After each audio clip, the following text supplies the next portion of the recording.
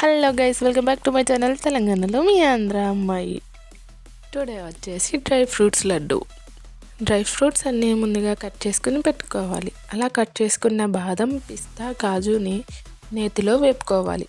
Dry fruits వేగిన తర్వాత seeds, కిస్మిస్, ఎండి కొబ్బరి, గసగసాలు కూడా వేపుకోవాలి. అలా వేపుకున్న వాటిని పక్కన పెట్టుకోవాలి.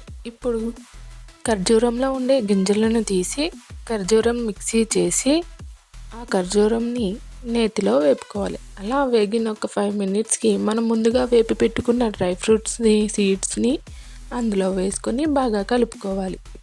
ఇలా కలుపుకున్న తర్వాత ఇలాచీ పౌడర్ వేసుకోవచ్చు. కొంచెం మందికి ఇష్టం ఉంటుంది, లేకుంటే లేదు. అందుకని చెప్పేసి నేనైతే వేయట్లేదు. మీకు కావాలనుకుంటే యాడ్ చేసుకోండి.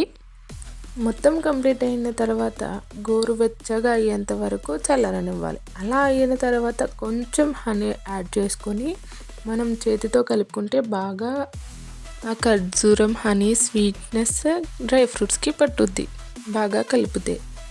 ఇలా కలుపుకున్న తర్వాత మనకు కావాల్సిన షేప్లో చేసుకోవచ్చు. నేనైతే లడ్డు కింద చేశాను. ఈ లడ్డు అయితే టేస్ట్ విషయానికి వస్తే సూపర్ ఉంది. నేనే కాదు, మా బాబు కూడా తిన్నాడు. వాడికి కూడా నచ్చింది, బాగుంది అని చెప్తున్నాడు.